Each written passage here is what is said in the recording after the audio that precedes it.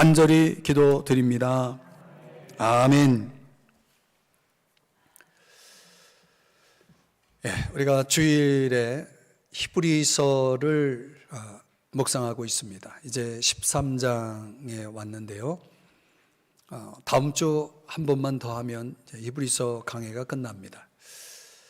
그동안 우리가 살펴본 이 히브리서의 전체 주제는 우리의 위대하신 대제사장이신 예수 그리스도를 생각하라입니다. 여러분들은 살면서 예수님을 얼마나 생각하시면서 지내십니까? 하루에 한 번이라도 좀 생각하시나요?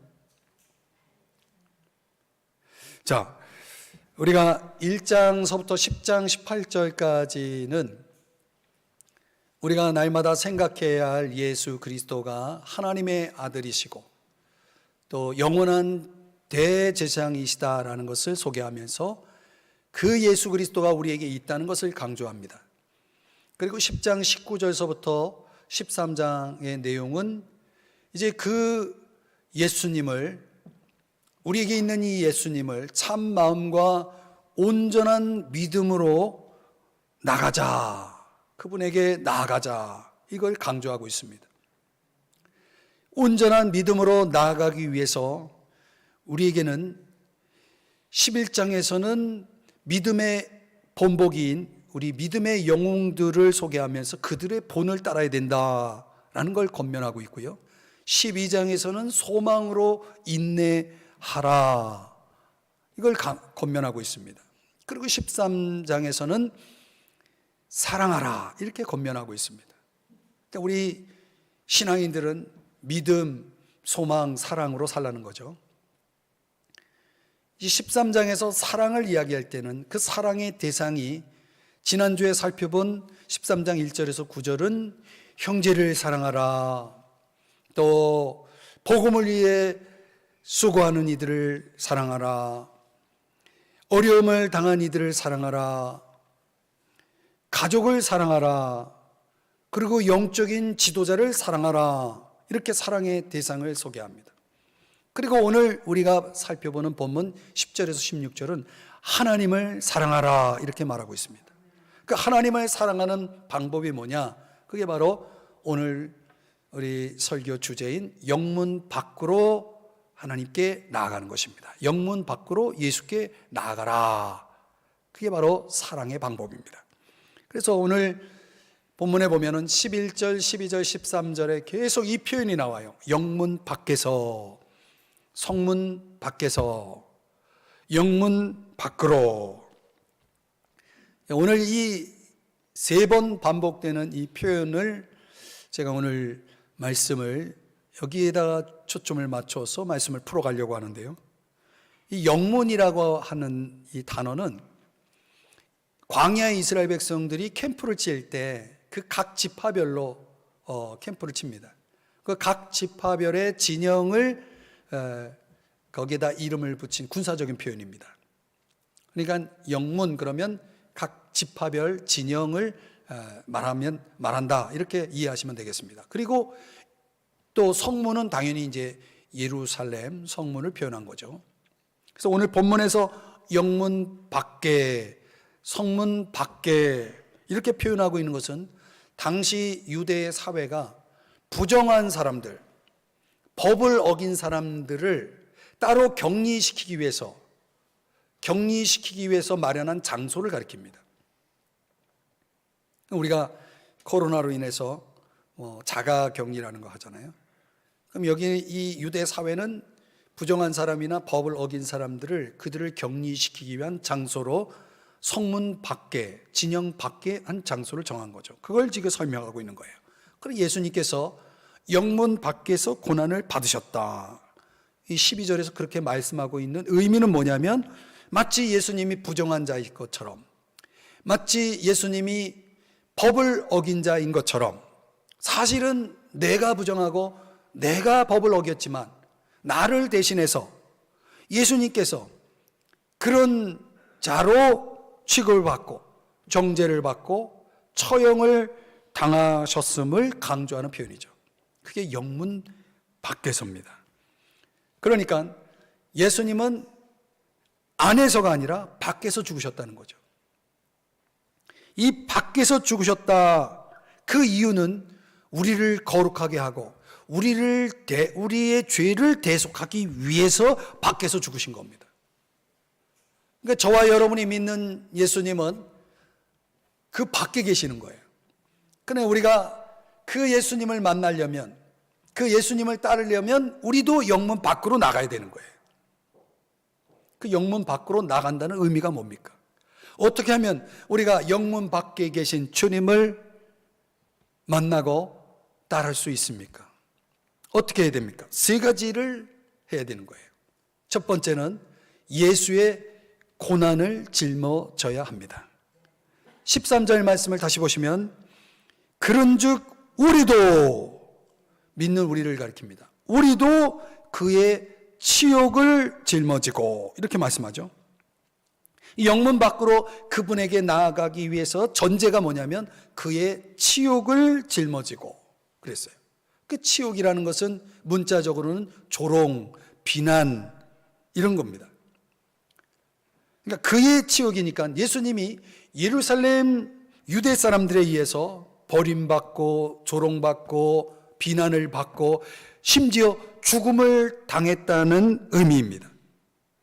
그리고 예수님이 그의 치욕처럼 그런 일들을 당하셨다면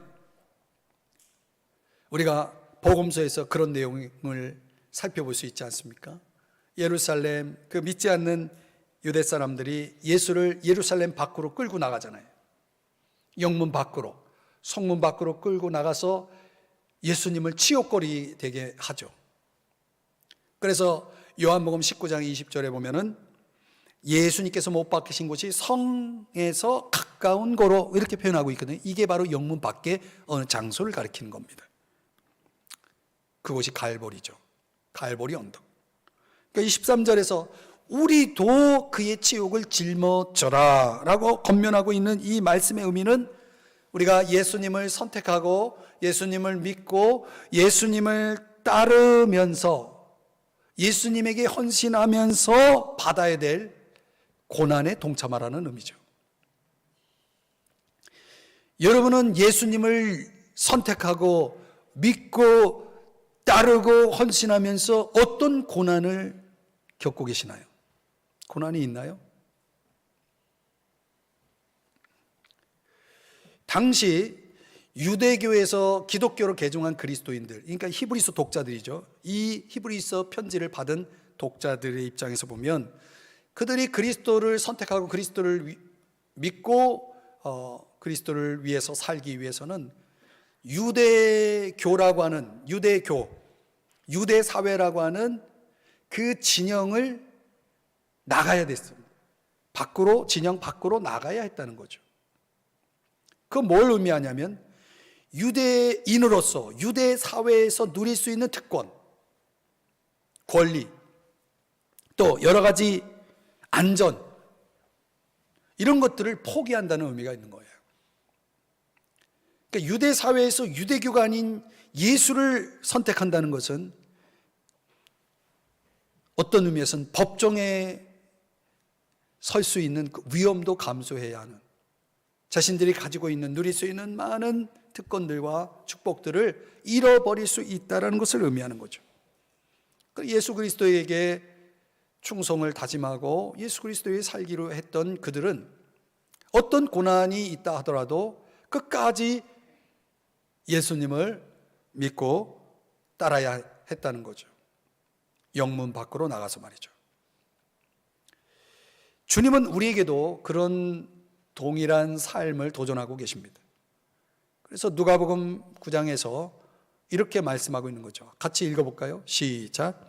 또 무리에게 이르시되 아무든지 나를 따라오려거든 자기를 부인하고 날마다 제 십자가를 지고 나를 따를 것이니라 그랬어요.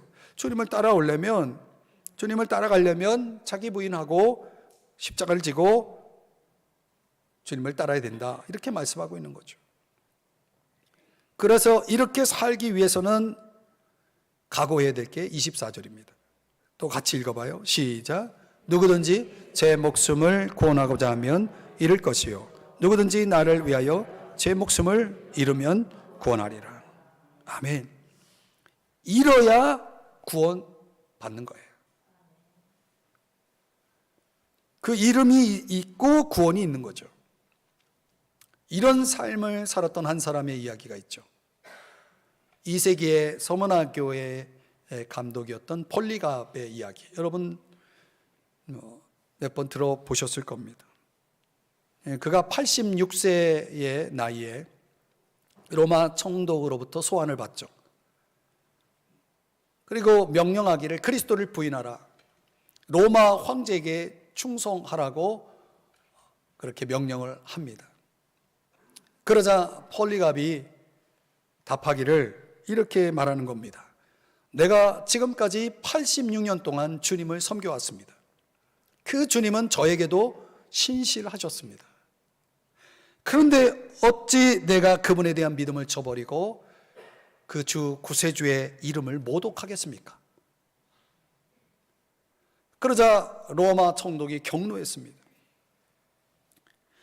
도시 안에 보내어서 폴리갑이 기독교인이라 주장하면서 로마의 대반역을 범했다라고 선포를 합니다. 피해 굶주렸던 폭도들이 도시 안으로 몰려들면서 폴리갑을 우리에게 넘기라고 아우성합니다. 그리고 이 경로한 로마 총독은 이제 그 폴리갑을 처형하기 위해서 장작더미를 쌓고 그리고 그의 손발을 기둥에 묶으려고 하자 폴리갑이 이렇게 말합니다.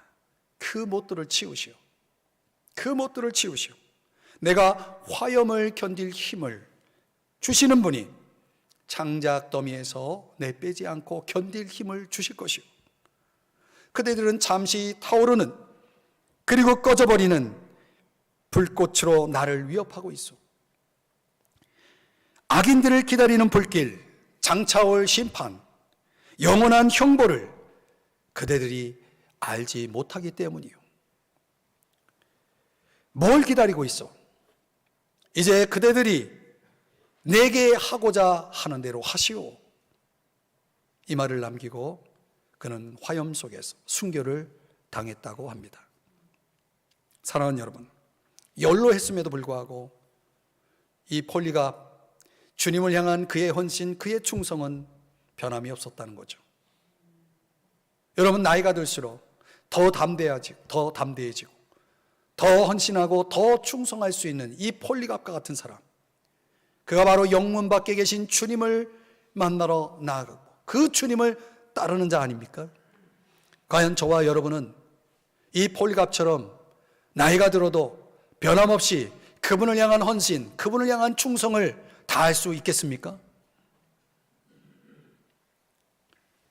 오늘 영문 밖에 계신 주님을 만나러 나아가는 자, 그리고 그 주님을 따르는 자에게는 주님이 겪으셨던 그 고난에 동참한다는 것입니다. 고난이 있다는 것입니다. 여러분 꼭 기억하십시오. 두 번째로, 영문 밖에 계신 주님을 따르기 위해서 우리에게 하늘의 도성을 사모해야 됩니다. 하늘의 도성을 사모하라고 말씀합니다. 여러분, 그리스도를 따를 때에 고난이 있다고 그랬죠. 그렇다고 그리스도를 따르기를 주저하겠습니까? 포기하겠습니까? 그럴 수 없죠. 이유가 뭡니까? 그것이 14절에서 그 이유를 말씀하고 있다는 거죠. 14절 다 같이 읽어볼까요? 시작. 우리가 여기에는 영구한 도성이 없으므로 장차 올 것을 찾나니. 아멘. 여기에는, 우리가 사는 이 세상에는 영구한 도성이 없다. 무슨 뜻입니까? 다른 성경 번역본으로 이 부분을 소개한다면 이 세상은 우리의 집이 아니기 때문입니다, 이렇게 설명하고 있어요. 이 세상은 우리의 집이 아니다.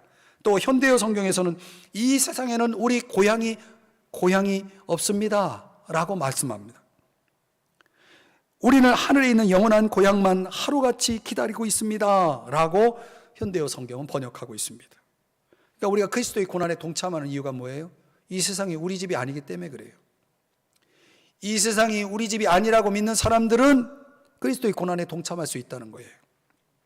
그러니까 우리가 이 세상에서 살고 있는 것은 우리의 본집, 우리의 본향을 향해 걸어가는 순례자요 나그네로 있는 것입니다. 그렇게 믿고 계시나요? 그렇게 살고 계시나요? 그러므로 장차 올 것을 찾는 것입니다. 장차 올 것이 뭡니까? 천국이죠. 하늘나라죠. 찾는다라고 하는 이 에피제테오라고 하는 단어는 아주 흥미로운 단어입니다. 에피라고 하는 접두사는 무엇을 향하여라는 뜻을 가지고 있고, 제테오라는 것은 열망하다, 사모하다, 추구하다, 기대하다, 바라다, 이런 뜻을 가지고 있습니다. 그러니까 무엇을 향해서 그렇게 고대하고 열망하고 사모하고 있는 것입니다. 그게 그 무엇을 향한 그곳이 어디입니까? 천국인 거죠. 영문 밖에서 계신 주님을 따르는 사람들에게는 이런 에피제테오, 이 열망함이, 이 사모함이 있다는 거예요. 과연 여러분은 저 하늘나라에 대해서 얼마나 사모함이 있고 얼마나 그 하늘나라를 위해서 여러분 생각하시며 사시나요? 여러분 빌립보서 3장 20절에는 우리의 시민권은 어디에 있다고 말씀합니까? 하늘에 있다라고 말하고 있어요. 그러니까 저와 여러분은 하늘나라 시민권을 가진 시민권자입니다. 그러니까 이 신분을 망각하면은 어떻게 됩니까? 우리가 이 세상 사람들처럼 살아갈 수밖에 없는 거죠.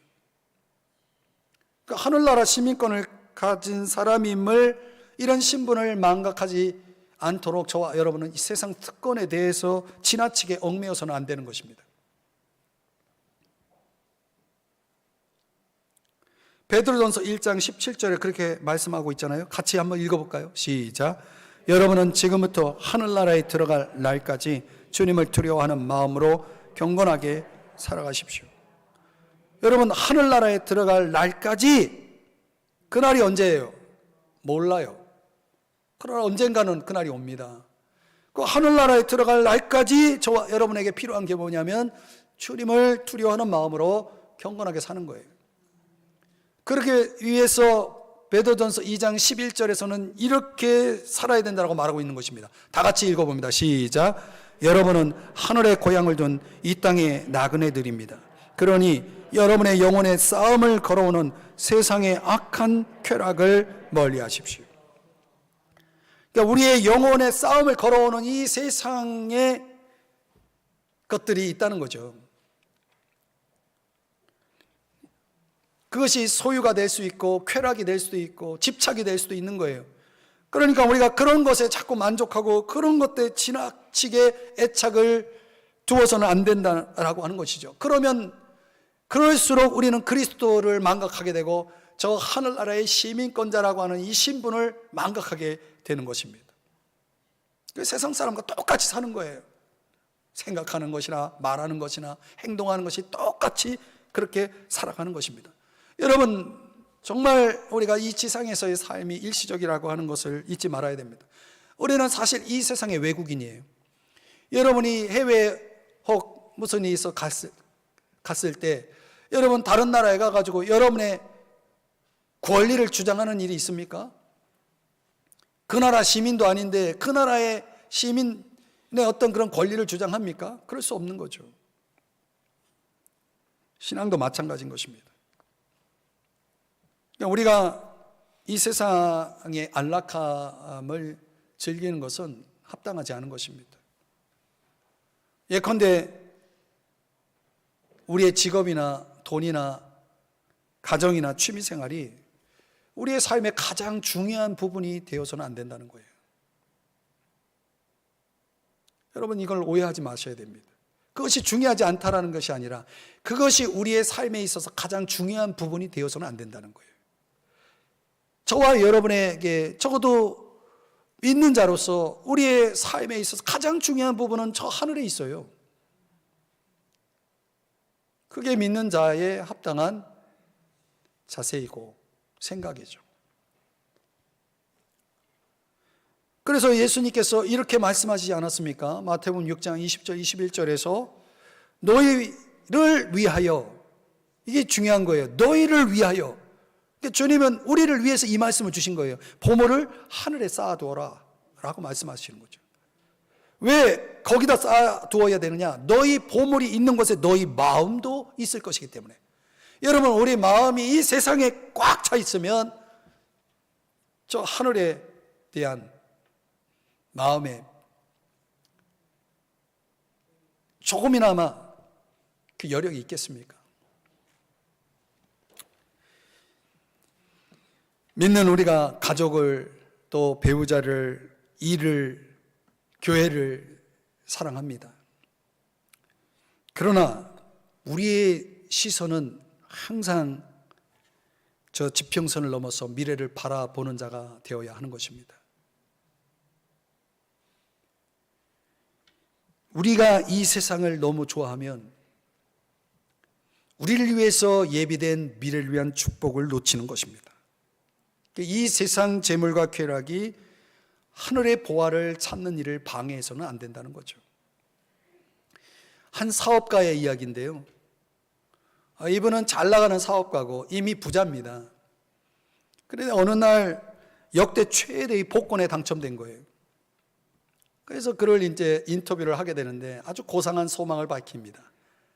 자선단체를 설립하고 또 실직자들을 이게 일을 제공해주고 가족들을 위해서 좋은 일에 쓰겠다고.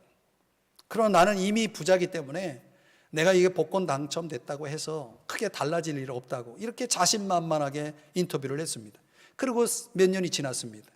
그에 대한 기사가 실렸는데 이 역대 최대의 복권에 당첨된 이후에 그가 어떤 일이 있었냐면 법적 문제에 휘말리고 개인적인 평판을 읽고 그리고 모든 가지고 있는 것들을 도박으로 다 날려버린 거예요. 여러분, 성경에 보면은 생각이 깊었던 아굴이라는 사람이 있습니다. 그 아굴이 바로 그런 절망을 예언했어요. 그래서 너무 사람이 많은 것을 가지고 있거나 또 너무 반대로 너무 적게 가지고 있을 때에 그런 상태의 그 위험성에 대해서 그는 너무나 잘 알고 있었던 거죠. 그래서 그는 이렇게 기도했다는 거예요. 잠언 30장 8절 9절에서 우리 한번 자막의 내용만 한번 같이 읽어볼까요? 시작. 나를 가난하게도 부하게도 하지 마시고 다만 나에게 매일 필요한 양식을 주소서. 왜 이런 기도를 하고 있어요? 이왕이면 부하게 해달라고 기도해야 되는데 왜 이렇게 기도하고 있는 겁니까? 그 이유는 9절에 있어요. 9절도 같이 읽어봅니다. 시작. 그렇지 않으면 내가 배불러서 줄을 쳐버리고 여호와가 누구냐고 말하거나 아니면 내가 가난해서 남의 것을 도둑질하여 내 하나님의 이름을 욕되게 할까 두렵습니다. 그렇습니다, 여러분. 해석이 필요 없죠. 여러분, 우리도 이 아굴의 기도가 필요하지 않습니까? 요한일서 2장 16절 17절의 말씀을 더 메시지 번역으로 보면 이렇게 말씀합니다. 세상에서 통용되는 모든 것, 이 세상이 돌아가는 원리를 보면 이 세 가지가 돌아갑니다. 자기 마음대로 살려고 하고, 모든 것을 자기 뜻대로 하려고 하고, 잘난 체 하는 욕망. 이 세상이 돌아가는 원리는 이 세 가지가 돌아가는 겁니다. 이런 모든 것은 하나님 아버지와 아무 상관이 없다는 거예요. 이런 것들은 하나님 아버지로부터 우리를 고립시킬 뿐이다 라고 말하면서 17절의 말씀을 경고하고 있는 겁니다. 다 같이 읽어봅니다. 시작. 세상과 세상에 멈출 줄 모르는 욕망도 다 사라지지만 하나님이 바라시는 일을 행하는 사람은 영원히 남습니다. 여러분, 영문 밖에 계신 주님에게 나아가고 그분을 따르는 사람들은 이걸 구별할 줄 알아요. 사라질 것과 영원히 남을 것을 구별할 줄 안다는 거죠. 우리가 왜 영문 밖에 계신 예수 그리스도에게 나아가야 합니까? 왜 그분을 따라야 합니까? 우리는 저 하늘나라에 초점을 맞추고 있는 사람들이기 때문에 그렇습니다. 그 하늘나라를 사모하며 살아가는 사람들이기 때문에. 그 하늘나라를 사모하는 사람들에게는 뭐가 중요한 겁니까? 주님과 우리와의 관계가 중요한 거예요. 주님을 향한 헌신이 중요한 거예요. 충성이 중요한 거예요. 영원히 사라질 것 아니라 영원히 남을 것이 중요한 것입니다. 과연 우리가 그렇게 살고 있나요? 오늘 영문 밖에 계신 주님을 따르는 여러분, 하늘나라를 사모하며 사시기를 바랍니다. 왜 우리가 영문 밖에 계신 주님께 나가야 되느냐? 그분을 따르기 위해서 우리에게 무엇이 필요하느냐? 오늘 세 번째로 바로 하나님이 기뻐하실 제사를 드리는 것입니다. 이미 영문 밖에서 십자가에서 죽으신 예수님은 피로 드리는 희생 제사를 끝마치셨습니다. 다 이루었습니다. 더 이상 피로 드리는 희생 제사는 필요 없습니다. 그러나 오늘 본문에는 영문 밖에 계신 예수 그리스도를 믿고 따르는 사람들이 드려야 할 제사가 여전히 남아 있음을 말씀하고 있습니다. 그 제사는 어떤 제사입니까? 본문 15절의 말씀을 다 같이 읽어봅니다. 시작. 그러므로 우리는 예수로 말미암아 항상 찬송의 제사를 하나님께 드리자. 이는 그 이름을 증언하는 입술의 열매니라. 아멘. 여러분, 무슨 제사를 말씀하고 있습니까? 찬송의 제사. 근데 이 찬송의 제사, 우리가 드릴 제사는 찬송인데 이 찬송의 제사는 언제 드리라고 말씀하고 있습니까? 항상 지속적이어야 된다는 거죠. 여러분, 이 주일에 나와서 하나님 앞에 찬송의 제사를 드릴 뿐만 아니라 여러분의 평일에도 찬송의 제사는 멈추지 말아야 된다는 거예요. 우리가 이렇게 찬송의 제사를 항상 드리고 있다는 것은 우리의 입술을 통해 그 이름을, 예수의 이름을 증언하는 것이고 그분에게 우리가 충성을 다하고 있다는 것을 드러내는 것이죠. 뿐만 아니라 우리 마음속에 우리를 거룩하게 하기 위해서, 우리를 대속하기 위해서 영문 밖으로 나가신 그분께 대한, 예수 그리스도에 대한 감사, 그리고 사랑의 고백, 일종의 입술의 열매가 되는 것입니다. 내 마음에 감사가 있고 내 마음에 그분을 향한 사랑이 있고 또 그분을 자랑하고 싶은, 그분을 드러내고 싶은 그런 열망이 내 속에 있을 때 우리는 찬양을 멈출 수가 없는 것입니다. 어떤 사람에겐 찬양하기 어려운 상황, 환경이 있을 수 있겠죠. 그러나 여러분 기억하십시오. 찬양하기에 적합하지 않은 환경은 없습니다. 그래서 항상이라는 이 부사를 쓰는 겁니다. 항상. 그러니까 모든 환경 속에서 우리는 찬양할 수 있는 것입니다. 선교사이면서 신학교에서 학생들을 가르치는 교수인 제이디 휴이라고 하는 사람이 있습니다. 그 휴이 목사가 굉장히 왕성한 사역을 하는 가운데 어느 날 그가 악성 종양 진단을 받게 됩니다. 얼마나 살게 될지 이제 그의 장래가 불확실해졌습니다. 여러 가지 치료를 받고, 항암 치료를 받고, 방사선 치료를 받고, 수술도 하고, 이런 과정 속에 얼마나 많이 힘들었겠습니까? 그를 지켜보던 사람이 이런 질문을 던지는 거예요. 우리 목사님처럼 그렇게 찬양하기 어려울 때 우리 그리스도인들은 어떻게 해야 됩니까? 이 찬양하기 어려운 이런 상황 속에서, 환경 속에서 우리 그리스도인들은 어떻게 해야 합니까? 라는 질문을 던졌습니다. 그자 이 휴이 목사의 대답은 이렇습니다. 우리가 세 가지 차원에서 찬양할 수 있습니다. 첫 번째는 어떤 환경이든지 찬양해야 됩니다. 왜냐하면 찬양은 좋은 환경 때문에 하는 것이 아니라 하나님의 성품 때문에 하는 것이기 때문입니다. 그렇게 말합니다.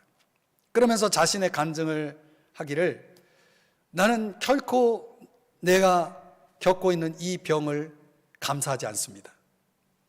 그러나 이 병을 치료하는 과정 속에서 하나님께서 베푸시는 이 놀라운 도움, 주변 사람들을 통해서 또 병원 관계자를 통해서 하나님이 도우시는 손길들을 저는 믿고 있기 때문에 그 도우시는 하나님의 성품을 찬양할 수 있습니다. 이렇게 간증을 한 겁니다. 그리고 찬양하기 어려울 때 우리 그리스도인들은 지난 날들을 기억하라는 것이죠. 그러면 찬양할 수 있다는 거예요. 지난 날들을 기억하라. 이게 뭡니까? 지금까지 지내오면서 하나님께서 내게 베풀어 준 축복이 얼마나 많습니까? 구원으로부터 시작해가지고 어디 한두 가지입니까? 그런 것들을 기억할 때마다 우리는 찬양할 수 있는 힘이 생깁니다. 이렇게 말합니다. 그리고 더 나아가 앞으로의 미래에 하나님께서 축복하실 것을, 이건 전적인 하나님에 대한 신뢰요, 소망의 약속에 근거한 거죠. 그런 축복을 생각할 때 우리는 찬양할 수 있다라고 그는 교훈합니다. 사랑하는 여러분, 결국 이 제이드 휴이 목사의 말에 의하면 우리의 삶의 모든 소재는 찬양의 소재가 되는 것입니다. 찬양할 수 있는 주제가 되는 것입니다. 어떠하든지. 과연 저와 여러분이 주어져 있는 상황 속에서 하나님을 찬양할 수 있는 조건을 찾는다면 내려놓으세요. 조건은 없습니다. 모든 상황이 하나님을 찬양할 수 있고, 그리고 그분 앞에 감사와 사랑의 입술의 열매를 드릴 수 있는 제사가 되는 것입니다. 또 오늘 본문에서는 이 찬양의 제사, 항상 드려야 될 찬양의 제사의 플러스 원이 하나 또 있습니다. 16절입니다. 16절 다 같이 함께 읽어봅니다. 시작. 오직 선을 행함과 서로 나누어 주기를 잊지 말라. 하나님은 이 같은 제사를 기뻐하시느니라. 아멘. 무슨 제사입니까? 선행의 제사죠. 더 메시지 번역으로 이 말씀을 들여다보면 아무것도 당연하게 여기지 말고 공동의 유익을 위해 일할 때 게으르지 말며 여러분이 가진 것을 다른 이들과 나누십시오. 하나님께서는 이런 예배 행위를 특별히 기뻐하십니다. 그것은 부엌과 일터와 길거리에서 이루어지는 다른 종류의 제사입니다. 참 번역을 잘했어요. 다른 종류의 제사가 있다는 거죠. 우리가 부엌에 있든지 직장에 있든지 길거리에 있든지 우리가 드릴 수 있는 제사, 그건 뭡니까? 내가 가진 것을 나누는 제사 말이죠. 얼마든지 가능하죠. 어디서든 가능하죠. 여기 나누어 주다라고 하는 단어는 원어로 코이노니아라고 합니다. 코이노니아라고 하는 것은 동료의식, 교제를 의미하는 건데요, 동료 그리스도인들을 위해서 행할 수 있는 선행을 강조할 때 이 코이노니아를 사용합니다. 당시 독자들이 박해를 받고 있는 시기였기 때문에 그들은 얼마나 서로가 필요했을까요? 서로를 의지해야 했고, 그리고 서로의 격려와 사랑이 필요했을 겁니다.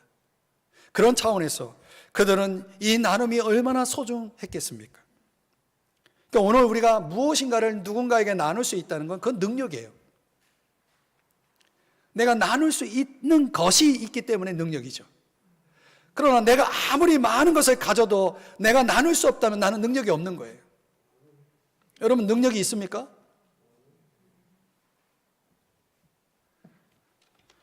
우리가 선을 행한다고 했을 때 여러 가지 방법이 있지만 그 중에 하나가 나의 자원을, 내가 가지고 있는 것을 베푸는 거죠. 영문 밖에 계신 그리스도를 따르는 사람들에게는 이런 나눔의 제사가, 선행의 제사가 있다는 거예요. 그 주님이 그렇게 사셨기 때문에 그것이 가능한 거죠. 빌립보 교회가 에바브로디도 편에 바울에게 보낸 나눔의 연보를 바울은 이렇게 말합니다. 빌립보서 4장 18절 말씀해 보면 하나님의 마음을 끝없이 흡족하게 해드리는 향기로운 제물, 이렇게 표현하더라고요.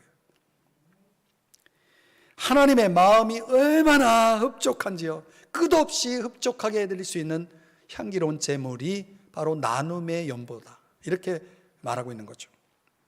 여기에 대한 하나님의 응답은 무엇일까요? 빌립보서 4장 19절 이어지는 말씀을 현대어 성경으로 보면 다 같이 읽어볼까요? 시작.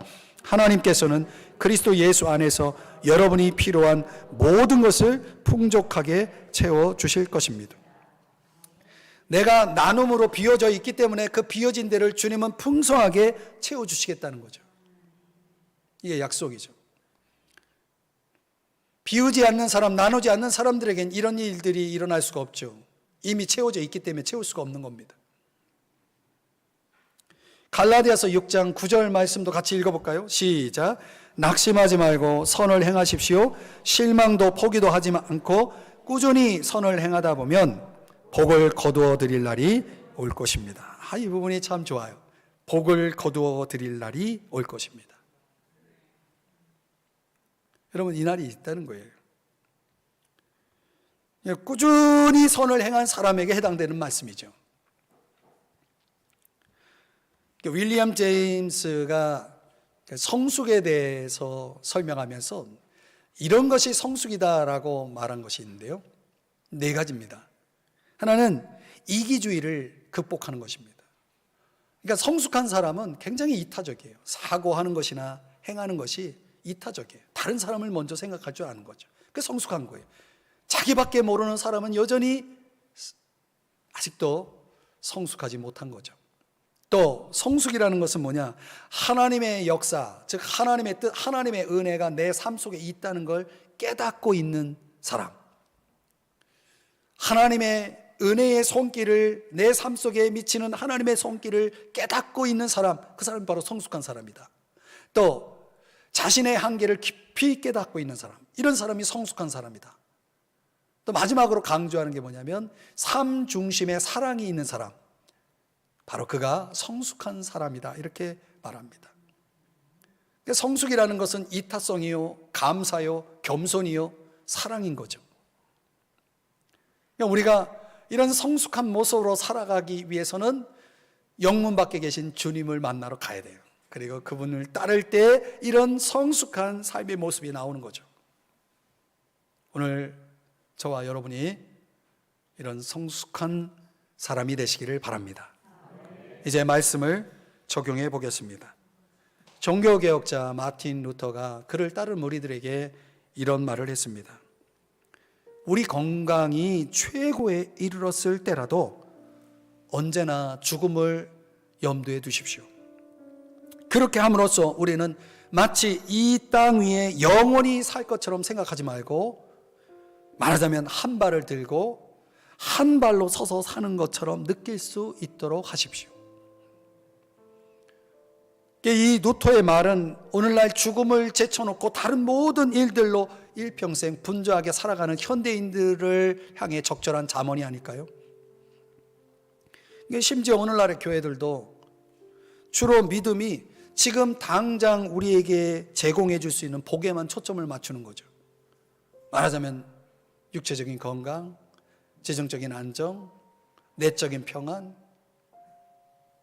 이런 등등의 것들에 초점을 맞추다 보니 이 모든 것들은 이 세상에서 필요한 거잖아요. 그러니까 우리가 이 세상에서 필요한 복만 위해서 우리에게 믿음이 있어야 되는 건 아니잖아요. 그러니까 뭔가 교회도 사실은 복음으로 개혁이 돼야 돼요. 성경이 진정 우리에게 주고자 하는 것은 이 세상이 제공해 줄 수 있는 것들만 있다면 여러분 굳이 기독교를 여러분이 선택할 이유가 없는 것입니다. 예수 그리스도를 믿을 필요가 없는 거예요. 그러니까 우리 영문 밖에 계신 예수 그리스도를 우리가 믿고 따르는 사람들은 이 세상을 넘어서 뭔가를 바라볼 수 있어야 되는 거죠. 여러분이 육체의 연습을 위해서 얼마나 열심히 합니까? 여러분이 정기적으로 찾는 헬스클럽만큼 거기에 맞선 여러분의 경건의 헬스클럽은 어떤가요? 그 각각의 중요성에 대해서 과연 여러분들은 정말 그 각각을 위해서 얼마나 시간과 노력을 분배하고 있나요? 어거스틴이 하나님의 도성과 이 세상 도성의 사이에서 살아가는 우리들이 갖추어야 될 균형을 강조하잖아요. 얼마나 우리는 이 하나님의 도성과 세상 도성 사이에서 균형을 잘 유지하고 있나요? 여러분 오늘의 메시지를 통해서 깊이 돌아보셔야 됩니다. 여러분 우리는 하나님이 잠시 빌려준 걸 가지고 살고 있다는 걸 잊지 마셔야 됩니다. 물질도 그렇고 건강도 그렇고 지식도 그렇고 아름다움도 그렇고 모든 것이 하나님이 잠시 빌려준 거예요. 언젠간 하나님이 다 가지고 가실 거예요. 다 내려놓고 우리는 주님 앞에 서게 될 것입니다. 이걸 잊지 마셔야 됩니다. 그래서 우리가 필요한 것이 영문 밖에 계신 그분을 만나야 되는 거예요. 그분을 만나러 가야 되는 거예요. 그분을 따라가야 되는 거예요. 어떻게 해요? 오늘 말씀처럼 저와 여러분이 이제 예수의 고난을 짊어져야 되는 거죠. 예수님을 믿기 때문에 겪을 수 있는 고난을 주저하거나 포기해서는 안 되는 거죠. 또 하늘나라를 진정 사모하면서 살아가야 되는 것이죠. 우리 마음이 거기 가 있어야 되는 거예요. 그리고 이 세상 사는 동안 항상 기회 있는 대로 찬송의 제사, 선행의 제사를 드림으로 하나님을 기쁘시게 해드리고 있어야 되는 거예요.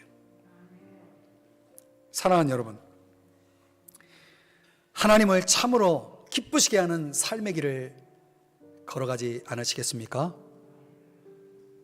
만약 여러분이 그 길을 가신다면 하나님이 함께 하실 거예요. 하나님이 도와주실 거예요. 그 영문 밖에 계신 주님이 여러분을 붙들어 주실 거예요. 여러분은 승리할 겁니다. 오늘 이 말씀 꼭 간직하시고 그분과 함께 동행하십시다. 기도하겠습니다. 사랑하시는 주님,